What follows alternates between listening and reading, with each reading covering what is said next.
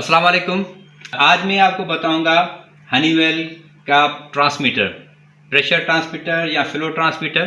तो फिलहाल हम फ्लो ट्रांसमीटर पे बात कर देते हैं कि टेक्स्ट से उसको कनेक्ट करना है, लाइव करना है। यहाँ हमारे पास ये फ्लू का 754 डॉक्यूमेंट प्रोसेस कैलिब्रेटर है, उससे किस तरह हमने ऑन करना है। तो उसके बाद फिर फॉल्ट के बारे में डिस्कशन करेंगे कि फील्ड में फॉल्ट आते हैं तो उसको कैसे रेक्टिफाई किया जाए, या यहाँ लैब में हम इसको कैलिब्रेट कैसे करेंगे।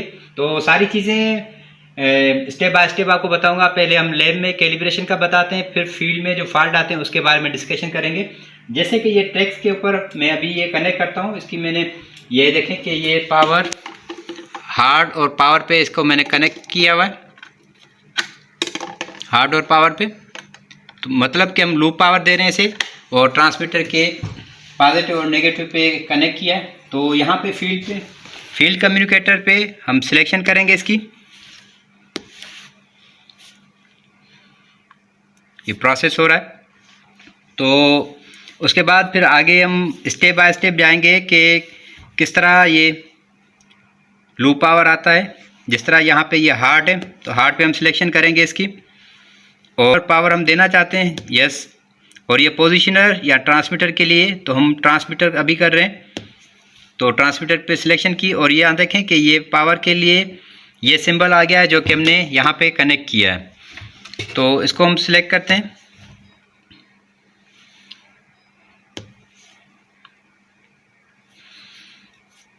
और ये हमारे पास एक गेज भी है YH800, इससे भी हम पावर अप कर सकते हैं और इससे प्रेशर भी हम देख सकते हैं। तो फिलहाल हम इसे पावर अप कर देते हैं, क्योंकि कनेक्ट हमने ट्रैक से किया है, उससे सिर्फ हम प्रेशर वेरीफाई करेंगे। ट्रांसमीटर का देखें कि ज़ीरो भी आउट है, तो अभी यहाँ देखें ये कनेक्ट हो गया। तो ज़ीरो ट्रिम हम यहाँ से भी लगा सकते हैं ट्रैक से। तो ज़ीरो ट्रिम का आपको बता देता हूँ कि आप डिवाइस सेटअप में जाएंगे, उसके बाद कैलिब्रेशन में जाएंगे,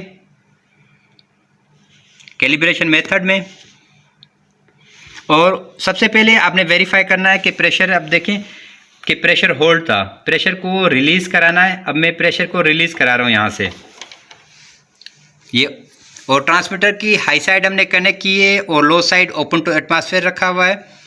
उसके बाद ज़ीरो ट्रिम हम लगा सकते हैं। अब हम क्या करते हैं, यहाँ से URV करेक्ट भी कर सकते हैं और ज़ीरो करेक्ट, तो हम ज़ीरो करेक्ट करना चाहते हैं। तो ये अप्लाई हो रहा है, ये डेट मांगता है तो डेट आपने एग्जैक्ट सही देनी है, और टाइम भी मांगता है। तो टाइम पुट करने के बाद और ये सेंसर पे इफेक्ट होगा, ज़ीरो प्रेशर अप्लाई, क्योंकि हमने यहाँ से ओपन टू एटमॉस्फेयर रखा हुआ है और इसको पर्च करा दिया हमने, तो ज़ीरो प्रेशर है हमारा। ये देखें कि ज़ीरो हो गया। तो ये होता है ज़ीरो। उसके बाद फिर हम आगे इस पर सेटिंग का आपको बता दूंगा कि इसकी सेटिंग कैसे होती है, इस पर URV किस तरह हम रखते हैं। अच्छा, ये इसका ज़ीरो यहाँ से भी हम चेंज कर सकते हैं। तो अभी मैं आपको बताता हूँ कि ये ज़ीरो, थोड़ा सा मैंने प्रेशर खुद बढ़ाया। अब ये देखें कि यहाँ से डिस्प्ले से इंटर करेंगे तो यहाँ से देखें कि इसकी सेटिंग है, यूनिट्स हैं, तो यूनिट्स वगैरह हम चेंज कर सकते हैं, ये हाई लो। उसके बाद ये देखें कि सेट ज़ीरो, तो सेट ज़ीरो पे इंटर करेंगे तो प्रेशर ये ज़ीरो, इसको ज़ीरो करना चाहते हैं हम, कंफर्म, इंटर कर दिया। और उसके बाद फिर हम आउट जाएंगे एग्ज़िट में, ये ज़ीरो हो गया। तो दोबारा अगर हम URV एडजस्ट करते हैं, और जैसे कि हमने यहाँ पे इसकी सेट पॉइंट रखा हुआ है, रेंज रखी हुई है, यहाँ से रेंज दिखा देते हैं आपको कि रेंज इसकी कितनी है।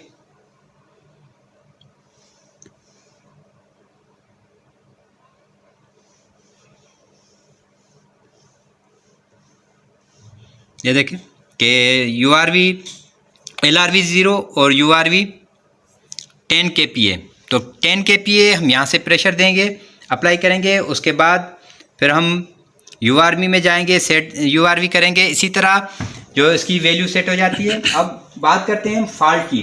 तो इसमें मुख्तलिफ फॉल्ट आते हैं, जैसे कि ये डिस्प्ले का फॉल्ट है तो डिस्प्ले या मॉड्यूल का फॉल्ट आता है। ये डिस्प्ले और इसके मॉड्यूल, ये जो सेंसर का मॉड्यूल है उसका अगर कनेक्शन सही ना लगे तो उसका फॉल्ट आता है। जैसे कि बॉडी कम्युनिकेशन फॉल्ट आता है एक, तो और मीटर बॉडी फॉल्ट आता है। तो मीटर बॉडी फॉल्ट में क्या होता है कि जो सर्किट होता है डिस्प्ले का, उसमें मॉइस्चर आ जाए, नमी आ जाए या फ्लक्चुएशन हो तो उसके बाद ये समटाइम फॉल्ट आ जाता है। तो अगर ये फॉल्ट बार बार आता है तो ये हमें रिप्लेस करने पड़ेंगे, नए लगाने पड़ेंगे, इंस्टॉल करने पड़ेंगे। तो बाकी अगर दूसरा जैसे सेंसर का आ गया तो सेंसर का उसमें ये होता है कि सेंसर की पिन जो है वो सही लगानी पड़ती है। ये पावर मॉड्यूल है तो पावर मॉड्यूल पे फॉल्ट आ सकता है, तो उसके लिए हम इसके कनेक्शन जो है वो दोबारा डिस्कनेक्ट करके इसके मॉइस्चर जो है वो रिमूव करते हैं। और जिस तरह ये कम्युनिकेशन मॉड्यूल है तो इसका कम्युनिकेशन मॉड्यूल का क्या होता है कि सेल के जो सेंसर है उसकी केबल आती है यहाँ पे, तो वो डिस्कनेक्ट करके दोबारा लगाई जाती है। अगर दोबारा फिर भी फॉल्ट आए तो उस फॉल्ट को ये कम्युनिकेशन मॉड्यूल जो है वो रिप्लेस कर देते हैं। उसके बाद ये है डिस्प्ले मॉड्यूल। तो डिस्प्ले, इस पर अगर ये फॉल्टी हो जाए तो ये रिप्लेस की जाती है। और इसकी पिन जो है वो अगर ख़राब हो जाए तो पिन ये रिप्लेस हो जाती है। ये जैक जो है पिन जैक जो है वो निकल जाता है। उसके बाद ये न्यू हम लगाते हैं। बाकी मज़ीद प्रेशर ट्रांसमीटर पे हम बताएंगे या फील्ड में इसकी आइसोलेशन बताएंगे कि इसकी आइसोलेशन कैसे की जाती है। तो पावर, लो पावर भी हम देते हैं और फील्ड में मल्टीमीटर के साथ इसके वोल्टेज चेक किए जाते हैं कि वोल्टेज पूरे हैं। ये पावर मॉड्यूल है तो पावर मॉड्यूल पे फॉल्ट आ सकता है, तो उसके लिए हम इसके कनेक्शन जो है वो दोबारा डिस्कनेक्ट करके इसके मॉइस्चर जो है वो रिमूव करते हैं। और जिस तरह ये कम्युनिकेशन मॉड्यूल है तो इसका कम्युनिकेशन मॉड्यूल का क्या होता है कि सेल के जो सेंसर है उसकी केबल आती है यहाँ पे, तो वो डिस्कनेक्ट करके दोबारा लगाई जाती है। अगर दोबारा फिर भी फॉल्ट आए तो उस फॉल्ट को ये कम्युनिकेशन मॉड्यूल जो है वो रिप्लेस कर देते हैं। उसके बाद ये है डिस्प्ले मॉड्यूल। तो डिस्प्ले, इस पर अगर ये फॉल्टी हो जाए तो ये रिप्लेस की जाती है। और इसकी पिन जो है वो अगर ख़राब हो जाए तो पिन ये रिप्लेस हो जाती है। ये जैक जो है पिन जैक जो है वो निकल जाता है। उसके बाद ये न्यू हम लगाते हैं। ये जंपर की सेटिंग पे हम एक फ़ॉल्ट आपको दिखाते हैं कि ये देखें कि पहले एक फ़ॉल्ट आ रहा है, ये बॉडी कम्युनिकेशन फ़ॉल्ट। ये बॉडी कम्युनिकेशन फ़ॉल्ट के कम्युनिकेशन इसके जंपर जो सेंसर के जंपर जो आ रहा है जैक, वो निकल गया है, या डिस्कनेक्ट हो गया, या लूज़ हो गया, या फॉल्टी हो गया, या वायर कोई ब्रेक हो गई जिसकी वजह से ये फॉल्ट आता है। और आप देखें कि मिलीएम्स जो हैं वो हाई हो गए हैं। तो मिलीएम्स हाई क्यों हुए हैं? मिलीएम हाई इसीलिए हुए हैं कि इसकी जंपर की सेटिंग हमने हाई पे लगाई हुई है। आप जब मैनुअल पढ़ेंगे तो ये जंपर जो है वो हाई के लिए, और दूसरा जंपर नीचे जब हम निकाल के इसको चेंज करेंगे तो वो लो के लिए हो जाएगा। और ये राइट प्रोटेक्ट ऑन करने के लिए कि प्रोटेक्शन हमने ऑन रखी हुई है। अगर प्रोटेक्शन ऑफ रखेंगे तो उसके लिए जंपर जो है हमारे चेंज होंगे। तो ये एक फ़ॉल्ट था जो कि आपको दिखाया। अभी आप देखें कि इस फॉल्ट को हम रिमूव करते हैं। आप देखें यहीं पे हम करके दिखाते हैं। पहले हम इसको ऑफ़ करते हैं, ये मैंने ऑफ़ कर दिया यहाँ से। तो उसके बाद ये देखें कि ये जंपर जो है वो डिस्कनेक्ट है। ये देखें कि सेंसर का जैक जो है वो निकल चुका है। तो इसको हम दोबारा लगाते हैं, रीइंस्टॉल करते हैं।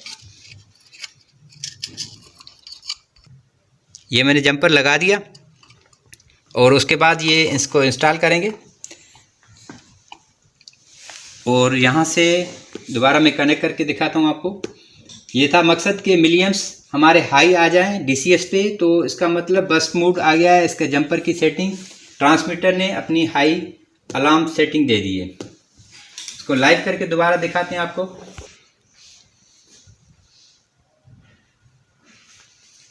अभी हमने कनेक्ट कर दिया तो अभी अलार्म भी रिमूव हो गया है और यहाँ पे रीडिंग भी वही आ रही है जो यहाँ से प्रोसेस की आ रही है। इसी तरह लो जंपर की भी आपको रीडिंग दिखा देते हैं।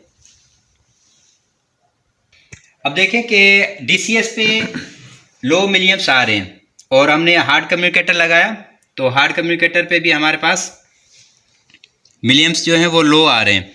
तो इसका क्या होता है कि इसका जैक जो है वो बर्स्ट मोड पे लो की सेटिंग पे लगे हुए हैं और डिस्प्ले फॉल्टी है या डिस्कनेक्ट हो गया है मॉड्यूल से, कम्युनिकेशन मॉड्यूल से। उसके बाद फिर मिलियम्स जो 0 हो गए तो इसका मतलब कि जंपर की सेटिंग लो पे रखी गई है। ये भी एक फॉल्ट है और फील्ड में इसको ट्रेस करना बहुत ही आसान है इस तरीके से कि अगर हमें पता हो कि मिलियम्स 3.8 आ रहे हैं, मतलब लो आ रहे हैं, और ट्रांसमीटर हमारा लाइव है, मॉड्यूल कम्युनिकेशन लाइव है, और एलसीडी का मसला है। तो एलसीडी का मसला हम एलसीडी को देखेंगे, चेक करेंगे कि एलसीडी सही है या ख़राब है। उसके बाद जंपर देखें कि ये जंपर लो वाली सेटिंग पे रखे हुए थे। तो अभी दोबारा हम लगा लेते हैं आपके सामने ही कि